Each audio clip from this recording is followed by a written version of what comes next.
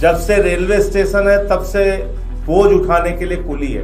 इनके दर्द को सुनने वाला आज की तारीख में कोई नहीं। कुली का जो काम है, जिसमें उनकी कुछ आमदनी हो जाती थी, उसको भी पूरी तरीके से समाप्त और खत्म कर दिया गया है। जो वादा 2008 में रेल मंत्री के तौर पे लालू प्रसाद यादव जी ने किया था, उसको आज तक पूरा क्यों नहीं किया गया और क्यों इन लोगों को भर्ती नहीं किया गया।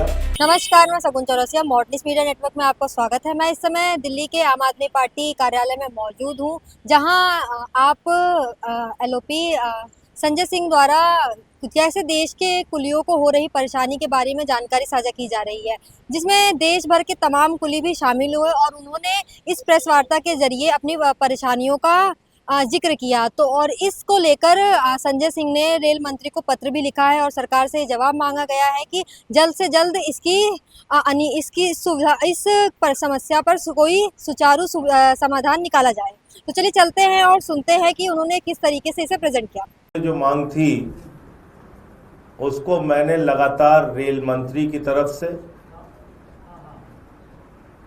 और सरकार की तरफ से इस उम्मीद के साथ उठाया कि कुलियों की समस्याओं पर वो कुछ समाधान देंगे। आप जानते हैं, सैकड़ों वर्ष से, जब से रेलवे स्टेशन है तब से बोझ उठाने के लिए कुली है। एक फिल्म भी आई थी कुली, उसका एक मशहूर गाना था, सारी दुनिया का बोझ हम उठाते हैं, लोग आते हैं लोग जाते हैं। हम आए यात्रा में ये कुली मिलते हैं, बोझ उठाते हैं, फिर वो अपना काम, हम फिर भूल जाते हैं। इनके दर्द को सुनने वाला आज की तारीख में कोई नहीं। और जब देश के रेल मंत्री लालू प्रसाद यादव जी थे, तो कुलियों के लिए एक नीति लेके आए थे कि उनको या उनके परिवार के किसी व्यक्ति को रेलवे में नौकरी दी जाएगी। और करीब करीब 22,000 लोगों को उस वक्त नौकरी दी गई। 20,000 के करीब लोग आज भी बाकी हैं जिनको नौकरी नहीं दी गई। इनका मुद्दा बार बार सदन के सामने उठाया गया, लेकिन इसके साथ साथ आज की तारीख में जो कठिनाइयां ये जिसका सामना कर रहे हैं, उसमें अब हालत यह है कि कुली के काम को भी निजी हाथों में दे दिया गया। कुली माई ऐप के जरिए कुली का जो काम है, जिसमें उनकी कुछ आमदनी हो जाती थी, उसको भी पूरी तरीके से समाप्त और खत्म कर दिया गया है। और अब उसका काम भी निजी कंपनियों के हाथों में सौंप दिया गया है। तो ना तो सरकारी नौकरी इनको मिली और ना ही कुली का जो ये काम कर रहे हैं वो काम इनको करने की इजाजत है। तो पूरे देश पे रेलवे स्टेशन पे काम करने वाले लोग, कुलियों के परिवार और खुद वो लोग आज दुखी हैं, परेशान हैं। उनके सामने 2 वक्त की रोटी का भी संकट है। अपने परिवार को कैसे चलाएंगे, ये एक बहुत बड़ा सवाल है रेल मंत्री जी से और मोदी सरकार से। तो इस बार भी सत्र में इनका मुद्दा मैं प्रमुखता से उठाऊंगा और मैंने कहा है कि अगर इनकी ओर से कोई आंदोलन जंतर मंतर पे या दिल्ली में होगा या कहीं और कोई सम्मेलन करेंगे लोग, तो इनके मुद्दे को बल देने के लिए मैं इनके साथ इनके आंदोलन में भी शामिल रहूंगा। सुरेश जी हमारे साथ हैं, जो लखनऊ के railway station, Charbagh railway station पे कुली का काम करते हैं, पढ़े लिखे हैं। इनके साथ सैकड़ों लोग वहां पे जुड़े हुए हैं और इनके साथ कई राज्यों के इनके संगठन के लोग आ जाए हैं, जिसका ये परिचय भी अब आपके सामने कराएंगे। मैं चाहता हूं पूरी संवेदनशीलता के साथ इनके दर्द, इनकी तकलीफ, इनकी समस्याओं को सुने और सदन में मैं इनकी बातों को मजबूती से उठाऊंगा। इनकी और जो मांग और बातें हैं मैं चाहता हूं सुरेश जी एक बार आपके सामने रखेंगे। सबका परिचय करा दीजिए।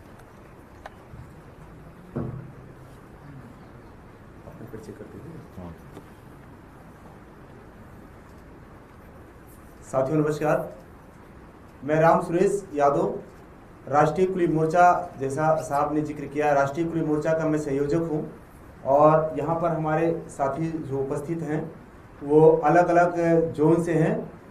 सिकंदराबाद जोन से रमीतुल्लाह जी हैं, आपके मऊ से चुन्नू जी हैं और आप कर्नाटक से इमाम भाई हैं और बिहार से अरुण जी हैं, ये भोपाल से हैं राकेश जी हैं। बैठ के बोलिए, बैठ के बोलिए। भोपाल से राकेश जी। इस तरीके से पूरे भारत से हमारा जो है एक डेलीगेशन आज माननीय नेताजी के मिल करके और अपनी बात को पार्लियामेंट में उठाने के लिए यहाँ हम लोग आए हैं। हमारा सवाल ये है कि नेताजी ने बार बार सदन में इस बात को रखा, हम गरीबों की बात को और मांग किया, लेकिन उस पर आज तक कोई कार्रवाई नहीं हुई है। हमारी मांग ये है कि पिछली 2008 में हमारे देश के कुलियों का समायोजन रेलवे के अंदर किया गया था, लेकिन तब इतनी टेक्नोलॉजी नहीं थी। आज जिस तरीके से टेक्नोलॉजी बढ़ी है, चाहे एक्सीलेटर हो, लिफ्टें हो, जिससे हमारा काम ज़्यादा नहीं प्रभावित हुआ, लेकिन आज जो सरकार ने निजीकरण व्यवस्था लेकर आई, उस निजीकरण में हमारे भी काम को प्राइवेट कंपनियों के हाथ में दिया गया। जब हमारे काम को प्राइवेट कंपनियों के हाथ में दे दिया गया तो मेरे पास काम नहीं बचता है। अभी पिछले सदन में नेताजी ने हमारी बात को उठाई, रेल मंत्री जी ने सदन में आकर के ये जवाब दिया कि रेलवे में कुलियों के उत्थान के लिए, उनकी सामाजिक सुरक्षा के लिए रेलवे के द्वारा जो पॉलिसी लाई गई थी, उनके बच्चों को एजुकेशन है, उनको मेडिकल है, उनका यूनिफॉर्म है, उनके रहने के लिए आधुनिक तरीके से जो रेस्ट हाउस बनाए गए थे, जिसमें टीवी है, आरओ है, पानी है, ये सारी सुविधाएं दी जा रही हैं। जबकि ये सारी सुविधाएं इस देश के किसी भी रेलवे स्टेशन पर नहीं दी जा रही है और रेलवे बोर्ड का आदेश है बाकायदा इसका, उसके बाद भी नहीं दिया जा रहा और रेल मंत्री जी इस बात का बार बार जिक्र कर रहे हैं। मैं आप लोगों के चैनल के माध्यम से, माननीय नेताजी के माध्यम से एक बार फिर सदन में इस बात को कहलाना चाहूंगा कि इस देश के कुलियों को जो बताया जा रहा है, इस देश के लोगों को जो बताया जा रहा है कि इतनी सारी फैसिलिटीज कुलियों को दी जा रही है और जबकि नहीं दिया जा रहा है। मुद्दा यह है कि ये फैसिलिटीज लेकर के हम क्या करेंगे जब हमारे काम को किसी प्राइवेट कंपनी के हाथ में दे दिया जाएगा और प्राइवेट कंपनी अपना आदमी रख करके काम करेगी, तो फिर हमारा काम ही नहीं बचेगा। और जब हमारा काम नहीं बचेगा, हमारे पास अर्निंग नहीं हो, हमारे पास पैसा नहीं होगा, तो हम ना अपने बच्चों को पढ़ा सकते, ना लिखा सकते, ना घर चला सकते हैं। तो पहले तो सरकार से मेरी मांग है, आप लोगों के चैनल के माध्यम से, माननीय नेताजी के माध्यम से हम सरकार तक अपनी बात को पहुंचाना चाहते हैं कि हमको जिस तरीके से 2008 में समायोजित किया गया था हमारे लोगों को, और माननीय लालू प्रसाद जी ने कहा था कि आपको 18 से 50 तक के लोगों को लिया जा रहा है, उसके बाद जो लोग बचेंगे उनके बच्चों को भी नौकरी दी जाएगी, लेकिन वो वादा आज तक पूरा नहीं हुआ है।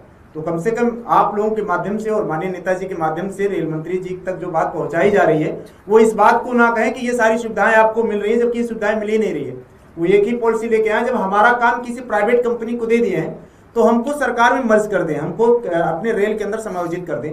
चाहे वो अगर उनके पास वैकेंसी नहीं है तो कुलियों की जरूरत है, आप जो है प्राइवेट कंपनी के हाथ में लगेज भी ढोने का आप दे रहे हैं 30 रुपया लगेज और 50 रुपया आदमी बीओसी पे बैठा के जा रहा है, तो उस लगेज से जो अर्निंग है वो प्राइवेट कंपनी कमा रही है। मैं आपके चैनल के माध्यम से बताना चाहूंगा कि वो सरकार टिकट पर ही अलाउ कर दे, इससे देश के कुलियों का जो वेतन है वो प्लस सामाजिक सुरक्षा की सारे पैसों का इंतजाम हो जाएगा और पैसे बढ़ भी जाएंगे सरकार के पास।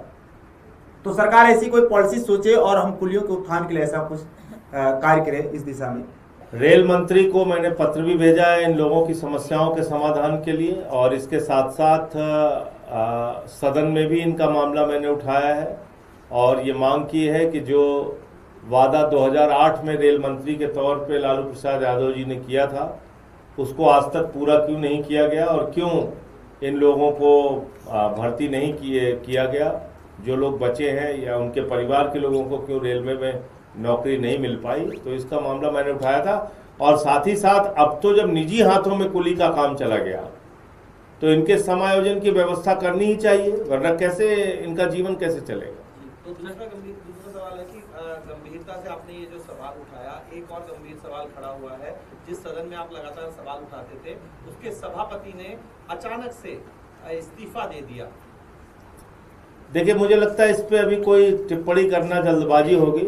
सारी चीज़ों को देखना चाहिए पूरी बात, क्योंकि एक बड़े संवैधानिक पद पर बैठे हुए व्यक्ति का अचानक इस्तीफा होने से सारा देश अचंभित है। हम लोगों को भी समझ में नहीं आ रहा आखिर हुआ क्या है। तो जब तक पूरी जानकारी ना मिल जाए, पूरी सच्चाई ना पता चल जाए, और वो देश के प्रधानमंत्री को और सरकार को ही स्पष्ट करना चाहिए, तो जब तक वो पता नहीं चल जाए तो कुछ भी टिप्पणी करना ठीक नहीं है। मैं ये भी देख रहा हूँ कि प्रधानमंत्री जी ने कितनी देर के बाद, उनके इस्तीफे के कितने समय के बाद एक ट्वीट किया है। इसका मतलब कोई प्रयास नहीं हुआ उनकी तरफ से मनाने का या रोकने का। तो पूरी बात क्या है वो जानना बहुत दुविधा, बहुत सारे सवाल लोगों के मन में खड़े हो गए। सर, आपको तो मुलाकात हुई थी, आप और अरविंद जी मिले थे, उस पे भी सवाल उठ रहे थे, उसके एक दिन बाद इस्तीफा हो गया। मैंने आपसे कहा कि ये बड़ा गंभीर विषय है। जब तक इस पर कोई पूरी जानकारी नहीं मिल जाती, किसी भी प्रकार का टिप्पणी करना, किसी भी प्रकार की बात करना उचित नहीं है। लेकिन आपके जो सदन के साथी हैं वो इसमें राजनीति तलाश रहे हैं, क्योंकि स्वास्थ्य कारणों का हवाला जो है वो सभापति ने दिया, और वही स्वास्थ्य अब जो तलाश रहे राजनीतिक कारण उनको तलाशने दीजिए। आपने आम आदमी पार्टी का पक्ष जानना चाहा, मैंने आपको बता दिया। जब तक इस पूरे विषय पर हम लोगों को जानकारी नहीं हो जाती है गहनता के साथ कि आखिर हुआ क्या है अचानक ऐसे इस्तीफे के पीछे, तब तक कोई टिप्पणी करना ठीक नहीं।